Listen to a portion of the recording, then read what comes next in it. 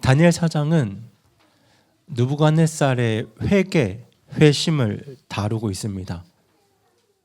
그리고 이 4장 말씀은 구약 성경 전체에서 가장 극적인 회심 이야기 중 하나입니다.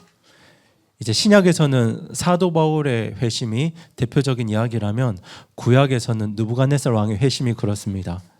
하나님께서는 이 위대한 왕의 상 가운데 초자연적으로 그리고 개인적으로 개입하셔서 그의 무릎을 꿇게 하셨는데요. 하나님 앞에 완고하고 교만했던 이 왕이 이제는 하나님 앞에 무릎을 꿇고 하나님을 향한 찬양을 올려드립니다. 그렇게 오늘은 다니엘 4장 1절부터 3절까지 바로 이 느부갓네살의 찬양 고백에 대해서 저희들이 말씀을 나누길 원하는데요. 오늘 본문은 단순한 감탄이 아니라 말 그대로 찬양, 찬송입니다. 지극히 높으신 하나님을 향한 진심 어린 찬송입니다. 2절을 보시면 이렇게 되어 있습니다. 높으신 하나님께서라고 되어 있는데요. 여러분 사실 원어 성경을 보시면 이 표현은 최상위 개념을 가지고 있기 때문에 지극히 높으신 하나님이라고 번역되어야 더 정확한 번역입니다. 그런데 여러분 지극히 높으신 하나님이라는 이 표현 낯설지 않으시죠? 이 표현이 창세기 14장에서 멜기세덱이 아브라함을 축복할 때 처음 등장하는 표현인데요. 저희 창세기 14장 19절 말씀 같이 읽어보겠습니다. 시작. 그가 아브라함을 축복하여 이르되 하늘과 땅의 소유자 즉 지극히 높으신 하나님의 아브라함에게 복이 있을지어다. 네, 지금 아브라함을 누구의 아브라함이라 부르며 축복하냐면요, 지극히 높으신 하나님의 아브라함이라 부르며 지극히 높으신 하나님의 이름으로 아브라함을 축복합니다.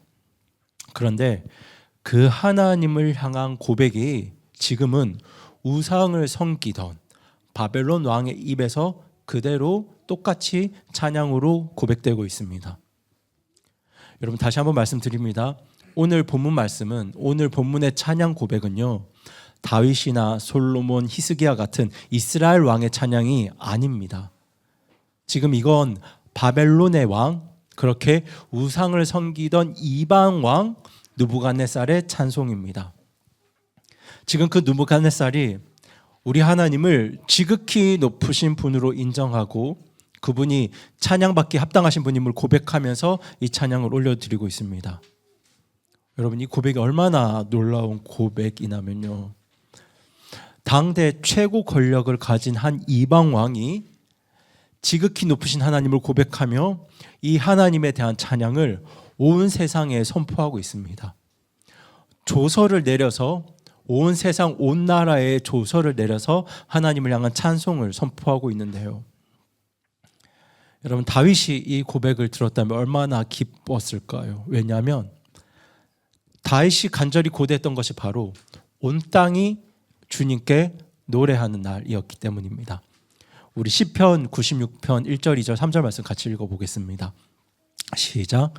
오 새 노래로 주께 노래하라. 온 땅이여 주께 노래할지어다.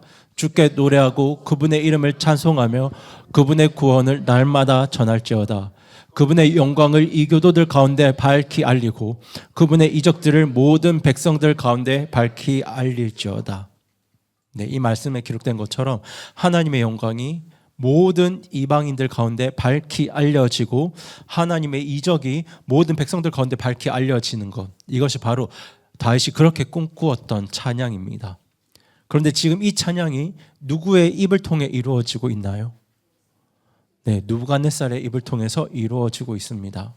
하나님을 대적하고 하나님을 무시했던 왕, 그렇게 하나님의 백성들을 정복했던 느부갓네살의 입에서 이제는 하나님을 향한 찬양이 터져 나오고 있습니다.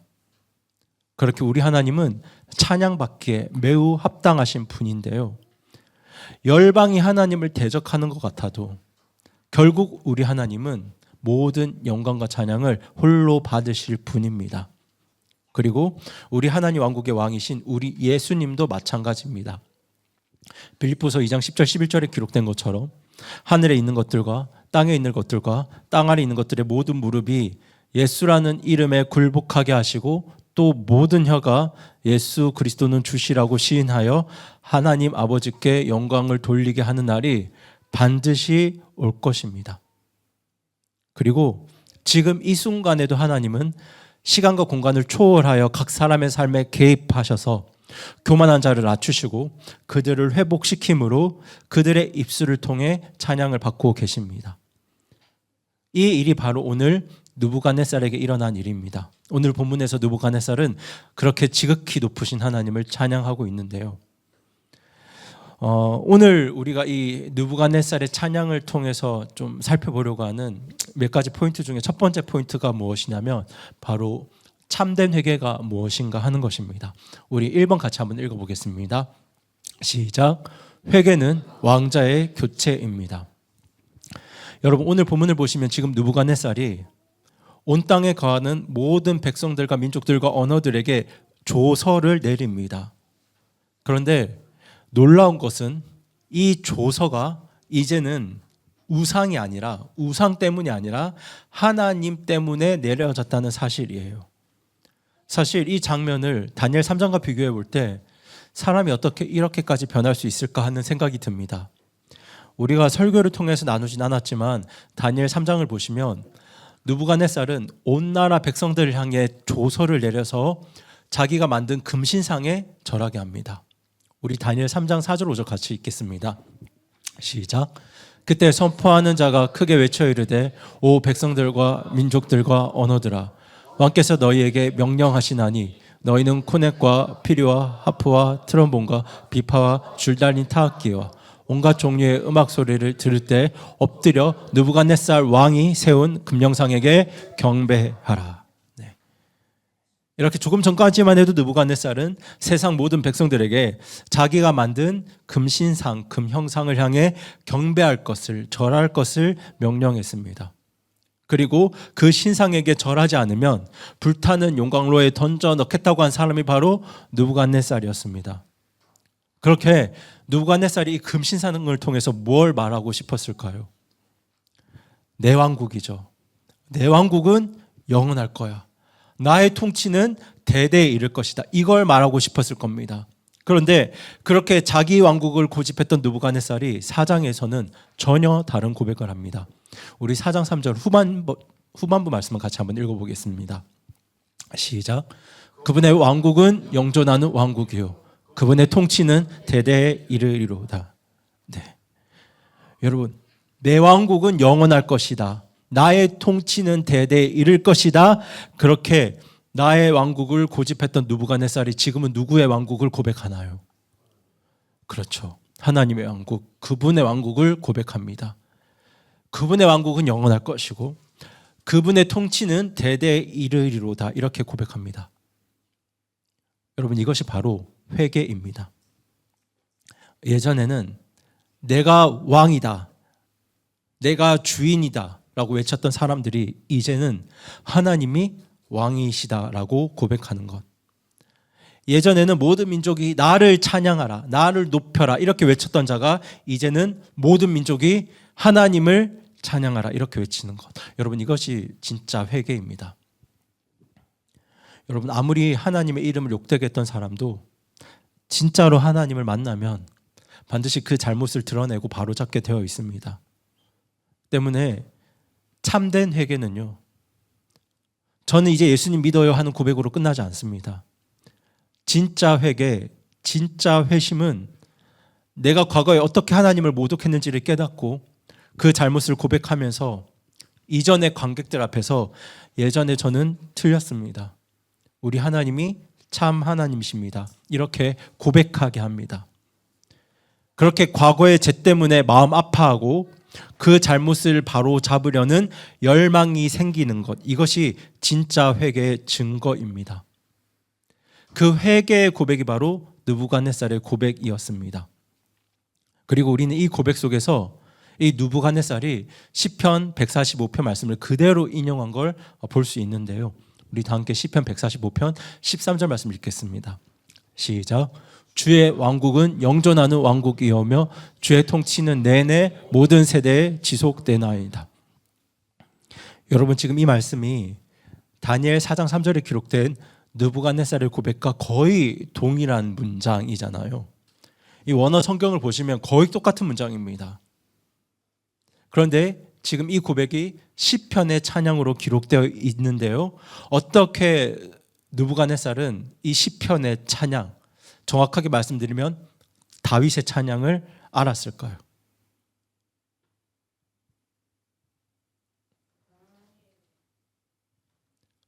제 생각으로는 아마도 그 곁에서 늘 찬양하던 사람들이 있었기 때문일 겁니다. 그들이 누구냐면 바로 다니엘, 하냐냐, 미사엘, 아사랴 같은 하나님의 사람들이겠죠. 하나님의 사람들을 통해서 하나님을 찬양하는 노래를 직간접적으로 들었을 겁니다. 느부갓네살이 그때는 듣기 싫었을 수도 있겠죠. 마치 하나님을 믿지 않는 한 남편이 아내가 찬송을 부르거나 하나님 이야기를 하면 무척 짜증나는 것처럼 말입니다. 그런데 여러분, 그 남편이, 그 가족이 회개하면 예전에는 귀에 거슬리던 그 찬양이 이제는 가장 은혜로운 찬송이 됩니다. 아마 여러분들도 이런 경험들 해보셨을 겁니다. 어릴 적 교회 다닐 때 들었던 찬양과 말씀들, 그때는 정말 싫어하고 지겨워했는데 하나님께 돌아온 후에는, 회개한 후에는 그 찬양과 말씀이 얼마나 달콤하게 들리는지 모릅니다. 아마 많은 분들이 이런 경험들을 하셨을 겁니다. 그런데 지금 느부갓네살도 그렇습니다. 예전에는 듣기 싫어했던 그 찬양들을 이제는 스스로 부르고 있습니다. 이것이 바로 회개이고 구원입니다. 지금 느부갓네살이 말만 바뀐 게 아니잖아요. 그는 과거에 조서를 내려서 내가 왕이다, 내 나라가 영원하다를 선포하던 사람이었는데요. 이제는 그 조서로 그분의 왕국이 영존하고 그분의 통치가 대대에 이른다를 선포하고 있습니다. 그렇게 참된 회개는 내 인생의 왕자에서 이제는 내가 내려오고 우리 하나님을 나의 왕으로 모시는 겁니다. 내 이름을 높이던 입술이 이제는 예수님의 이름을 높이는 입술로 바뀌는 거죠. 때문에 회개는 단순한 감정의 변화가 아니라 왕자의 교체로 이루어집니다. 하나님께서 한 사람을 붙드시면요, 그 사람의 중심이 바뀌고 그 입술의 고백이 바뀌는데요, 그렇게 이제는 나의 왕국이 아니라 그분의 왕국을 고백하게 됩니다. 그렇다면 오늘 여러분은 누구의 왕국을 생각하고 누구의 왕국을 고백하고 계신가요? 제가 바라기는 이 자리에 계신 모든 분들이 나의 왕국이 아니라 그분의 왕국을 생각하고 그분의 왕국을 고백하는 우리 하나님의 사람들 되시기 바랍니다. 그리고 저희 두 번째 같이 한번 읽어보겠습니다. 시작. 이 세상의 진짜 왕은 하나님입니다. 네, 우리 1절 전반부 말씀만 읽어보겠습니다. 시작. 느부갓네살 왕은 온 땅에 거하는 모든 백성들과 민족들과 언어들에게 조서를 내리노니. 지금 한 나라의 왕이 온 땅의 민족과 나라에 조서를 내린다. 이 표현만 보면 조금 오만하게 들릴 수도 있는데요, 사실 실제로 느부갓네살은 그 당시 온 세상 나라에 조서를 내릴 만큼 굉장히 힘 있는 왕이었습니다. 많은 속국들을 다스리고 있었죠. 그는 여전히 온 땅을 다스린 이 세상의 절대 군주였는데요, 지금 그 왕이 조서를 내려서 무엇을 선포하고 있냐면 이스라엘의 하나님, 자기가 정복했던 국가의 하나님이 참된 왕이시고 그분의 통치가 대대에 이를 것을 지금 온 세상에 선포하고 있습니다. 제가 여기서 말씀드리고 싶은 게 뭐냐면, 여러분, 우리 하나님은 힘있는 강대국들, 강한 힘들, 세력들 피해서 일하는 분이 아닙니다. 오히려 그 강대국의 한복판에서 그 중심부에서 자신의 주권을, 자신의 왕대심을 드러내시는 분이 바로 우리 하나님이세요. 여러분, 바벨론은 당대 최고의 힘을 가진 초강대국이었는데요, 이 바벨론의 왕 느부갓네살은 기원전 605년에 갈그미스 전투에서 이집트를 무너뜨리며 고대 근동의 절대 권력을 가진 왕이 되었습니다. 그런데 하나님은 그 권력의 정점에서 느부갓네살의 삶 속에 개입하세요. 꿈을 통해 경고하시고 다니엘 통해 말씀하시고 마침내 다음 주에 나눌 4장 후반부 말씀을 보시면 이 느부갓네살을 짐승처럼 낮추시는 7년의 광야로 이끄십니다. 그리고 그를 다시 회복시키십니다. 왜 이런 일들을 하실까요? 이 세상의 진짜 왕이 누구인지 분명히 하기 위해서입니다. 지금까지 느부갓네살은 이 세상의 진짜 왕이 누구라고 생각했을까요? 자기라고 생각했을 겁니다.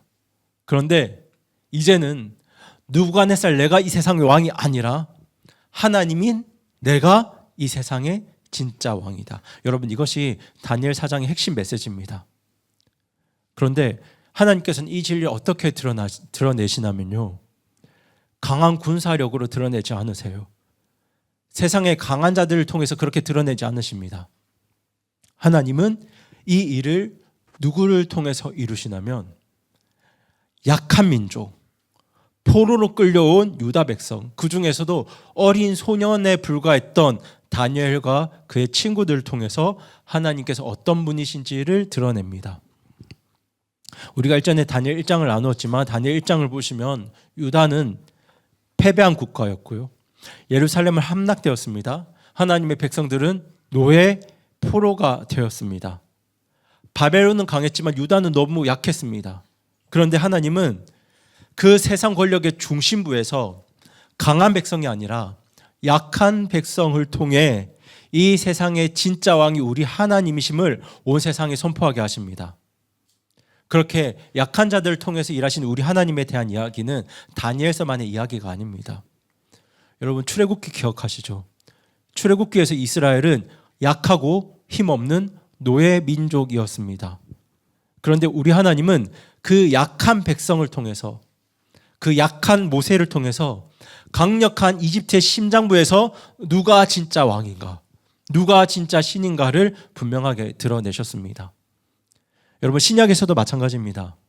로마 제국의 심장부에 있었던 헤롯, 빌라도, 카이사르 같은 그 강력한 지도자들 앞에서 하나님의 아들이신 예수님은 침묵하시고 죽임 당하셨는데요. 하지만 하나님은 그 예수님의 십자가 죽음과 부활을 통해서 당시 가장 강력한 제국의 중심에서 누가 진짜 신인지, 누가 진짜 왕인지 분명히 드러내셨습니다. 그렇게 당시 가장 강력한 제국의 중심에서 하나님의 왕국인 교회를 이 땅에 세워 가셨습니다. 그렇게 교회는, 하나님의 나라는 사람의 강함이 아니라 우리의 왕 대신 예수님의 권능으로 세워집니다. 여러분, 오늘날 우리 교회도 강하지 않습니다. 교회에는 군사력도 없고 정치적인 권력도 없고 세상적인 영향력도 없습니다. 그런데 교회가 정말 중요한 한 가지를 가지고 있는데요, 그게 무엇이냐면 바로 복음입니다. 여러분, 이 복음은 예수님을 우리의 왕이 되게 하시는 하나님의 능력입니다. 그리고 하나님은 그 복음의 능력을 나타내기 위해서 이 세상에 강한 자들이 아니라 약한 자들을 사용하세요. 그 약한 자들이 바로 저와 여러분입니다. 그럼 하나님은 왜 당신의 일을 위해 약한 자들을 사용하실까요? 사도 바울은 그 이유를 이렇게 말하는데요, 우리 다 함께 고린도전서 1장 29절 말씀 읽어보겠습니다. 시작. 이것은 어떤 육체도 자신 앞에서 자랑하지 못하게 하려 하심이라. 네. 우리 하나님은 어떤 육체도 자신 앞에서 자랑하지 못하게 하시려고 항상 약한 자들을 택하셔서 자신의 영광을, 자신의 왕 되심을 드러내십니다. 강한 나라들 한가운데서도 약한 백성들을 통해 일하심으로 오직 하나님이 하셨다, 하나님만이 진짜 왕이시다는 고백을 남기게 하세요. 오늘 느부갓네살의 회개가 동일한 역사입니다. 당시 세상에서 가장 강했던 왕이 가장 약한 민족을 통해서 하나님 앞에 무릎을 꿇고 하나님만이 왕이심을 고백한 사건.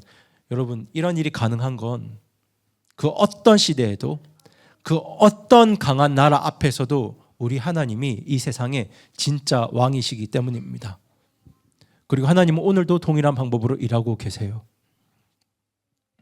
여러분, 지금 우리나라 현실을 보면 참 마음이 어려울 때가 많은데요. 여러분 오늘날 대한민국 모습 보시면서 너무 실망하거나 낙심하지 마시기 바랍니다.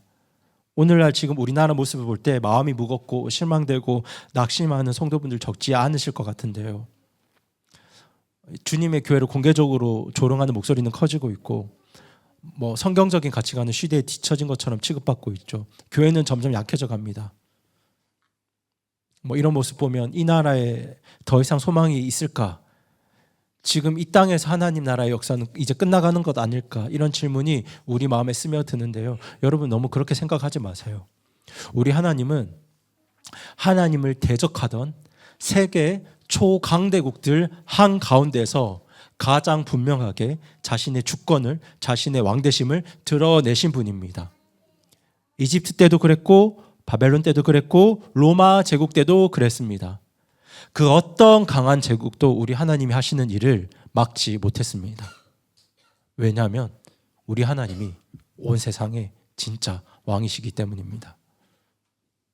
물론 오늘날 대한민국이 예전과 같진 않죠. 예전처럼 교회는 힘이 없습니다. 예전보다 숫자도 훨씬 줄어가고 있고요.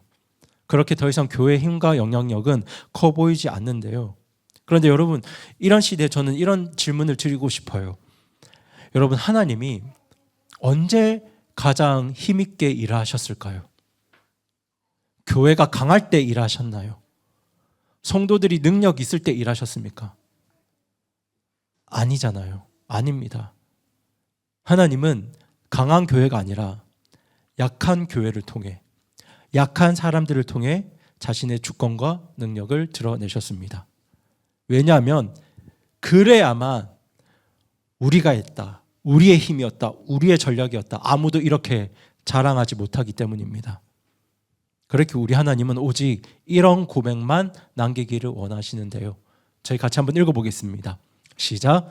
하나님이 하셨다. 네, 한 번 더 읽어보겠습니다. 시작. 하나님이 하셨다.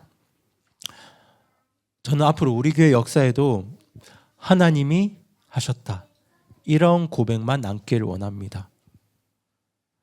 어쩌면 대한민국 건국 이래로 지금 이 시대가 대한민국 역사 속에서 가장 교회가 약해 보이는 시대일지 모릅니다.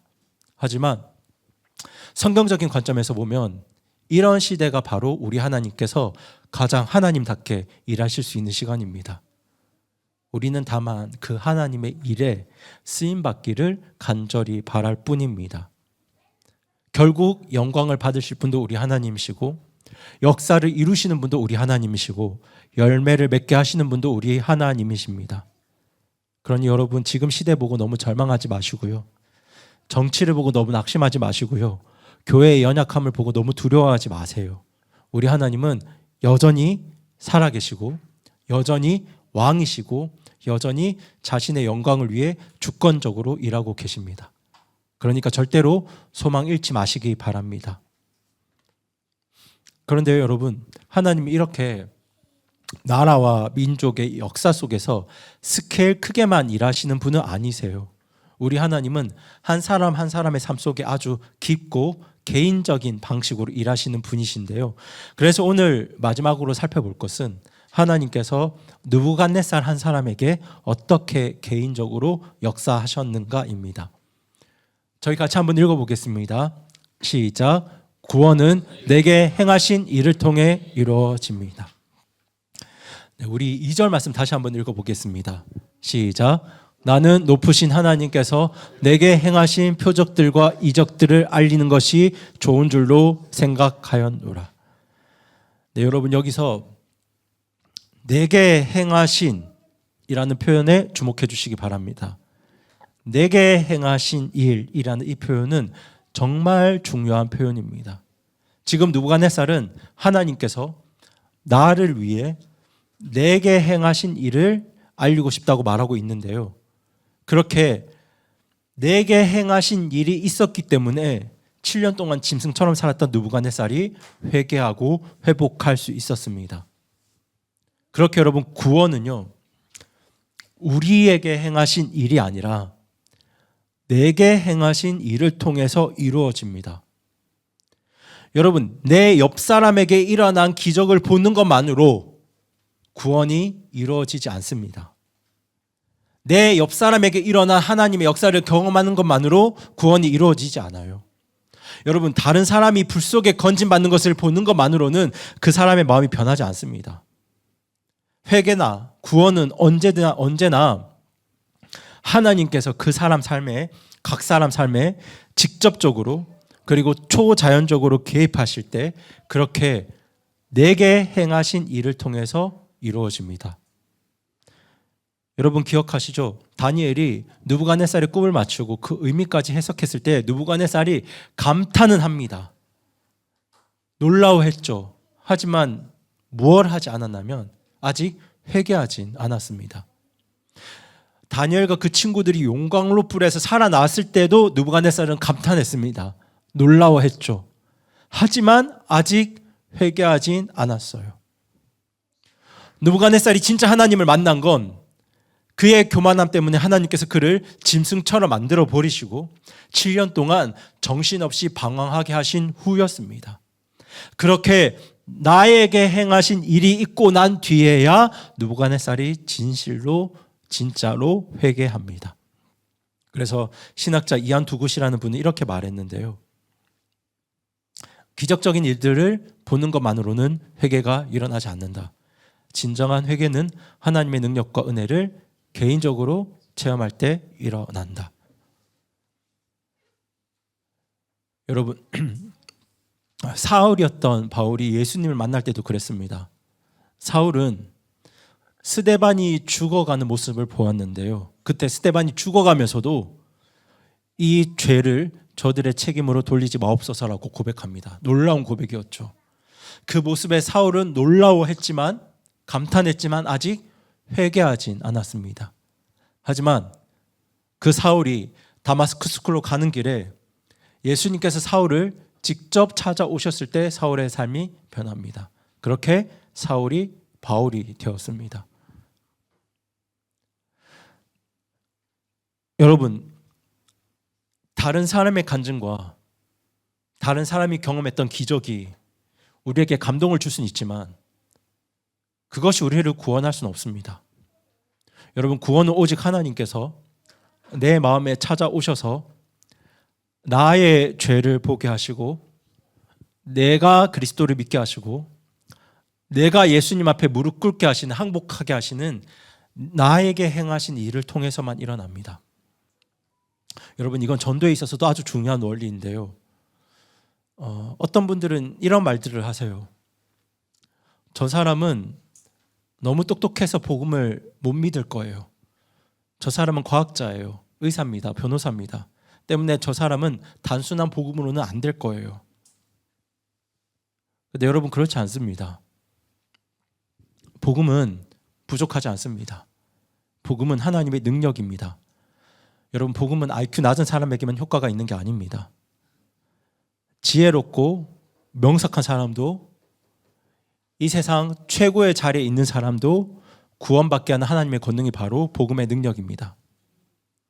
여러분, 느부갓네살은 당시 세상에서 가장 강하고 가장 똑똑했던 왕이었습니다. 하지만 하나님은 그런 사람의 마음도 꺾으셨습니다. 이것이 하나님의 능력으로, 하나님의 행하심으로 이루어지는 진짜 구원의 역사입니다. 사람의 지혜나 감정으로 이루어지는 것이 아니라 각 사람의 삶에 직접 찾아오셔서 성령님의 권능으로 이루어지는 역사가 바로 구원의 역사입니다. 그래서 바울은 고린도전서 2장에서 이렇게 고백합니다. 우리 2장 4절 5절 말씀 읽어보겠습니다. 시작. 또 나의 말과 나의 복음 선포를 사람의 지혜 유혹하는 말들로 하지 아니하고 성령과 권능을 실증함으로 하였으니 이것은 너희 믿음이 사람들의 지혜 안에 서지 아니하고 하나님의 권능 안에 서게 하려 함이라. 여러분, 이 말씀에 기록된 것처럼 복음 선포는 오직 성령 하나님과 그분의 권능을 실증함으로 이루어져야 합니다. 때문에 구원은 사람의 의지를 억지로 자극해서 그렇게 만드는 게 아닙니다. 말과 논리로 설득해서 만드는 게 아니에요. 구원은 성령 하나님께서 각 사람의 인생에 찾아가셔서 예수님을 통해 죽은 영혼을 살리시고 회복시키는 개인적이고 직접적인 역사입니다. 때문에 여러분, 어떤 사람이 손을 들었다고 해서, 앞으로 나왔다고 해서, 기도 한 문장 따라 했다고 해서 그것이 꼭 구원은 아닙니다. 중요한 건 성령님을 통해 그의 마음이 새로워졌는가, 그의 심령이 거듭났는가, 그에게 진짜 회개와 믿음이 있는가에 있습니다. 그래서 바울은 내가 그리스도의 복음을 부끄러워하지 아니하노니 이는 그 복음이 믿는 모든 자에게 구원을 주시는 하나님의 권능이기 때문이라 라고 고백했는데요. 여러분, 복음을 통해 주어지는 구원은 오직 하나님의 권능, 성령님의 능력으로 이루어집니다. 어떤 감정적인 음악이나 감동적인 이야기나 연출된 분위기, 이런 것들로는 사람을 구원할 수 없습니다.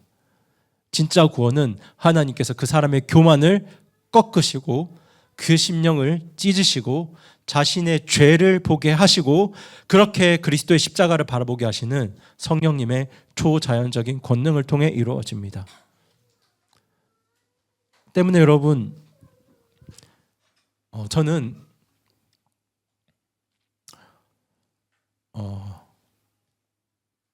하나님의 역사와 우리 현실 정치를 너무 깊이 연관시키지 않았으면 좋겠습니다. 왜 이 말씀을 드리냐면요, 여러분, 느부갓네살이 회개한 이후에 이스라엘이 해방되었나요? 그가 하나님의 백성을 풀어주었을까요? 아닙니다. 회개한 느부갓네살이 4장에서 하나님을 찬양하는데요, 5장에서는 또 다른 왕이 등장합니다. 그렇게 느부갓네살이 사라져요. 여러분, 이것이 우리에게 뭘 말해줄까요? 어떤 정치 지도자의 회개가 나라의 회복이나 교회의 부흥으로 연결되지 않는다는 겁니다. 여러분, 어떤 정치 지도자가, 대통령이 회개할 수 있습니다. 구원받을 수 있습니다. 그렇게 그들이 회개하고 구원받는다면 그야말로 놀라운 하나님의 은혜입니다. 여러분, 하지만 그들이 구원받는다고 한들 교회는 여전히 이 땅에서 나그네입니다. 여러분, 어떤 대통령이 구원받는다고 해도 우리는 여전히 이 세상 바벨론에서 나그네로 살아가는 자들입니다. 때문에 우리는 경건한 대통령만 있으면 나라가 잘 될 거야, 기독교 정치인만 있으면 우리나라가 변할 거야 라는 착각에서 벗어나야 합니다. 여러분, 느부갓네살의 회개는 정말 귀하고 놀라운 일이었지만 느부갓네살의 회개가 하나님 백성의 현실을 바꾸지 못했습니다. 왜냐하면 이스라엘 백성의 포로됨은 느부갓네살 때문이 아니고요, 그들이 무엇 때문에 포로 생활했습니까? 자신들의 죄 때문에 포로 생활했습니다. 그들이 어려움에 처해진 건 느부갓네살이 강해서도 아니고 유다 왕이 약해서도 아닙니다. 그들의 죄에 있었습니다. 하나님은 그들을 징계하시기 위해서 바벨론을 쓰셨을 뿐입니다. 여러분, 진짜 회복의 길은 죄를 회개하고 예수님을 믿고 의지함으로 하나님께 돌아가는 길밖에 없습니다. 어떤 정치 지도자나 대통령이 구원받고 회개한다고 해서 그것이 우리의 미래를 담보할 수 없습니다. 그리고 여러분, 오늘 말씀은 우리가 겪는 고난과 고통에 대해서도 많은 생각들을 하게 하는데요, 때로 우리가 이렇게 묻죠. 하나님, 왜 저에게 이런 고난을 허락하시나요? 제가 겪는 이 이유를 알 수 없는 이 아픔과 고통이 무슨 뜻이 있나요? 그런데 여러분, 사실 우리의 시야는 너무나 제한되어 있죠. 우리가 지금 내가 겪는 고통을 다 해석하겠다는 건 무엇과 같냐면 열쇠 구멍 통해서 방안을 들여다보는 것과 같습니다. 전체는 볼 수 없고요, 절대로 전체를 볼 수 없고 아주 작은 일부만 볼 뿐입니다. 여러분, 우리가 하나님의 전체 계획을 다 이해할 수 없어요. 우리는 하나님의 일을 다 알 수 없습니다. 느부갓네살이 회개했을 때 유다 백성들이 얼마나 큰 희망을 가졌을까요? 소망을 가졌을까요? 이제 느부갓네살이 회개했으니까 이 바벨론도 하나님의 백성이 되겠구나, 하나님 나라가 되겠구나. 그런데 그런 일은 일어나지 않았습니다. 느부갓네살 한 사람만 회개한 것 뿐입니다. 유다 백성들은 하나님께서 계획하신 대로 70년 포로 생활을 꽉 채워야 했습니다. 그런데 여러분, 그런 고통과 고난, 포로 생활 속에서도 정말 하나님의 백성이 분명하게 알 수 있는 진리는요, 하나님은 그 고통 속에서도 여전히 일하고 계신다는 겁니다. 다니엘은 계속 고통받고 있었습니다. 이스라엘 백성도 여전히 포로 상태에 있었습니다. 그들의 고난은 여전히 계속되고 있었습니다. 느부갓네살이 회개했다고 해서 그들의 고난이 끝난 게 아닙니다. 말씀드린 것처럼 느부갓네살의 그 유다 백성들의 고난은 느부갓네살 때문이 아니라 자신들의 죄 때문이었고, 그것은 하나님의 훈련과 징계의 한 과정이었습니다. 그 고난과 고통, 포로 생활 속에서 하나님은 누구를 위해 계속 일하고 계셨냐면요, 그 유다 백성, 하나님의 사람들 위해 계속 일하고 계셨습니다. 포로 생활은 끝나지 않았지만, 느부갓네살의 회개에도 불구하고 그 포로 생활은 계속되고 있었지만, 그 가운데서도 하나님은 계속 일하고 계셨어요. 여러분, 우리의 삶도 마찬가지입니다. 우리가 예수님 믿는 순간부터 영광의 삶을 사는 건 아니에요. 우리는 여전히 고난의 삶을 살아갑니다. 오늘 우리의 삶에는 여전히 가라지가 있습니다. 그리고 오늘 우리는 여전히 겨자씨와 누룩처럼 사람들 볼 때 작고 초라한 삶들을 살아가는데요.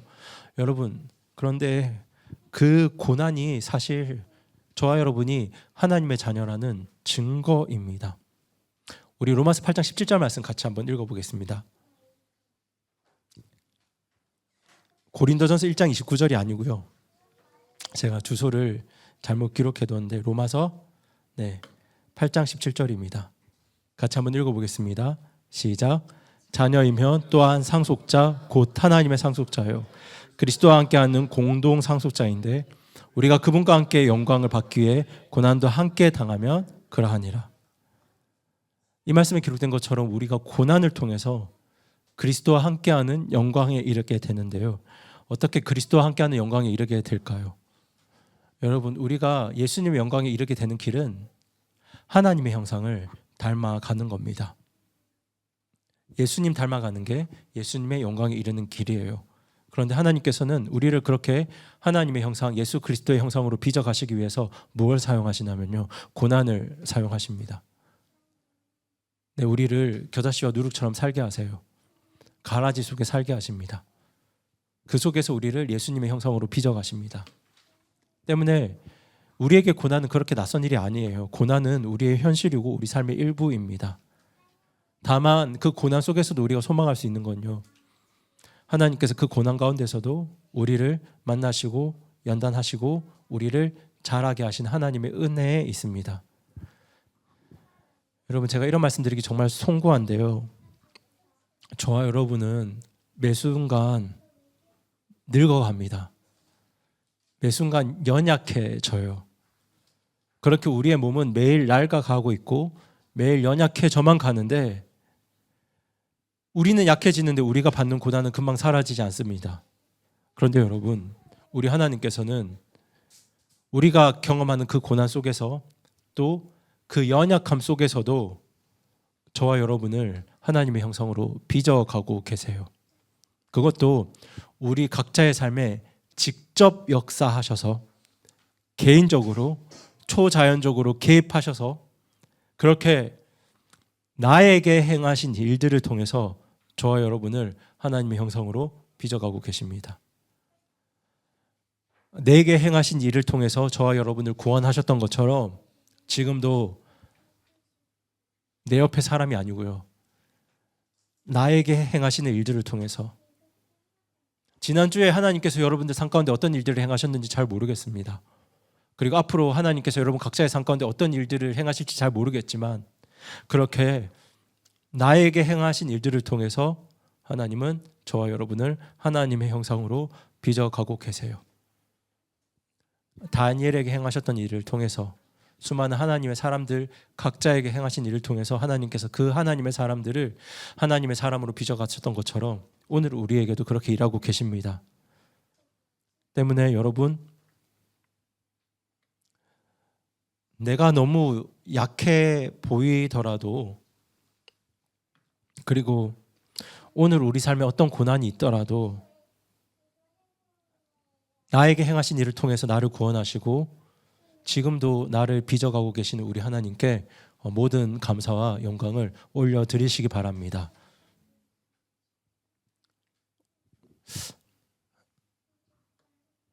오늘날 많은 그리스도인들이 이런 생각들을 하는데요.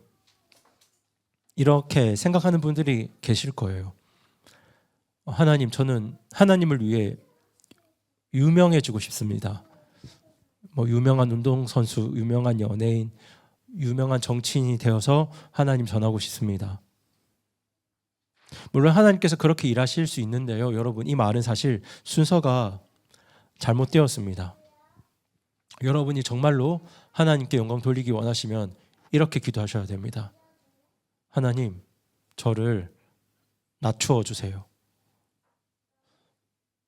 저를 겸손하게 해주세요.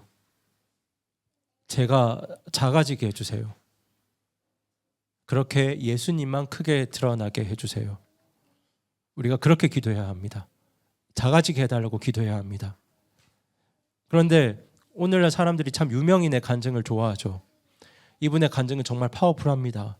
옛날에 그분이 마약 중독자였대요. 범죄자였대요. 감옥에도 갔다 왔대요. 그런데 예수님 믿고 완전히 변화되셨다고 하네요. 물론 감사한 일인데요. 우리가 참 많은 경우에 사람의 이야기에 홀려서 사람의 이야기에 집중할 때가 많습니다. 그래서 그 사람의 이야기는 꼭 들어봐야 합니다. 이렇게 말하는 분들이 계신데요. 사실 우리가 꼭 들어야 할, 사람들이 꼭 들어야 할 이야기는 유명인의, 높아진 사람들의 간증이 아니라 예수님의 복음이죠. 사람들이 들어야 할 간증은 나는 죄인이지만 여러분, 내가 죄인이다라는 고백이 어떤 의미냐면요, 나는 큰 사람이 아니라는 고백이에요. 난 위대한 사람이 아니라는 고백입니다. 나는 괜찮은 사람이고 아니라는 고백입니다. 그렇게 나는 작고 보잘것없고 초라한 사람이지만 제가 예수님의 은혜로 죄로부터 구원받았습니다. 이것이 우리가 나누어야 할 간증입니다. 이거면 충분합니다, 여러분. 지금 개인적으로 안타까운 건 사람들의 스타성에 가려서 그 중심에서 우리 예수님이 희미해지고 있는 우리나라 기독교인실이 저는 개인적으로 참 안타까운데요. 이런 시대에 우리는 진실로 우리 예수님을 크게 높이는 길이 어떤 길인지 많은 고민들을 해보아야 한다고 생각합니다. 내가 진실로 예수님을 높이는 길이 어떤 길일까? 여러분, 우리가 하나님께 쓰임받기를 원한다면 하나님은 분명히 이 악한 시대도 어떻게든 일을 하실 겁니다. 이런 시대도 하나님의 주권과 하나님의 왕되심을 우리의 힘이 아니라 하나님의 권능과 능력으로 어떻게든 이루어 하나님의 왕되심을 선포하실 겁니다. 선언하실 텐데요. 우리가 그 하나님의 역사에 쓰임받기를 원한다면, 우리가 정말 부흥을 간절히 구한다면 저와 여러분은 작아져야 됩니다. 작아질 수 있는 만큼 작아져야 되고요. 겸손해져야 합니다. 자랑하면 안 됩니다. 예수님만 드러내야 합니다. 지금 느부갓네살이 그 사실을 깨달았어요. 자기 이름이 대대로 전해지기를 간절히 원했던 한 왕이 이제는 나의 왕자가 사라질 것을 인정하고 하나님의 통치만이 대대에 이를 것을 겸손하게 고백합니다. 자기는 작아지고 크신 하나님을 고백하죠. 그분의 왕국은 영존하는 왕국이요 그분의 통치는 대대에 이르리로다. 저는 그렇게 하나님의 나라에 대한 이 고백이 오늘 우리의 고백이 되기를 원합니다. 하나님께서는요, 이 고백 하나를 위해서 느부갓네살이라는 강력한 왕을 완전히 부수셨어요. 7년 동안 짐승처럼 만드셨죠. 그렇게 그의 교만함을 꺾으셨습니다. 그를 짐승처럼 살게 하셔서 모든 걸 다 잃게 하셨어요. 그랬던 느부갓네살을 하나님이 회복시키셨을 때 그렇게 하나님은 느부갓네살에게 행하신 일을 통해서 나에게 행하신 일을 통해서 하나님께 무릎을 꿇고 하나님을 찬양하게 하셨습니다. 그런데 느부갓네살만이 아니라 사실 저와 여러분 모두가 하나님 앞에 그렇게 무릎 꿇어야 하는 존재입니다. 어쩌면 지금 이 순간에도 하나님께서는 우리에게 이렇게 말씀하고 계신지도 모릅니다. 무릎 꿇어라. 내가 너를 부수기 전에, 내가 너에게 더 강력한 방법으로 일하기 전에 너 스스로 무릎 꿇어라. 혹시 제가 우리 성도님들의 그 마음을 알 수 없기 때문에 각자 어떤 문제를 가지고 씨름하고 계신지 모르겠지만 혹시나 이 자리에 계신 분들 중에 아직도 나의 왕국을 고집하고 있는 분들이 계시다면 돌이키시고 무릎 꿇으시고 하나님을 왕으로 모시시기 바랍니다. 그렇게 하나님, 저는 왕이 아닙니다. 저는 제 인생의 주인이 아닙니다. 하나님이 오늘 이번 한 주 올해 저의 왕이시고 주이십니다. 여러분, 그렇게 고백하는 사람은 절대로 멸망하지 않습니다. 망하지 않아요.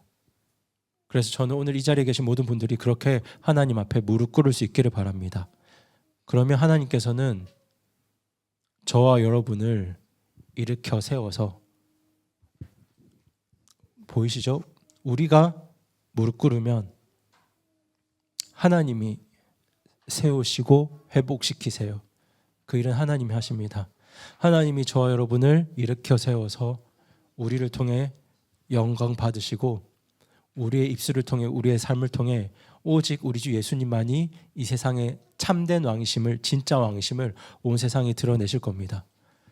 저는 그 놀라운 역사가 오늘 저와 우리 가정과 우리 교회 가운데 있기를 간절히 바라고 소망합니다. 이 시간 잠깐 저희 기도하겠습니다.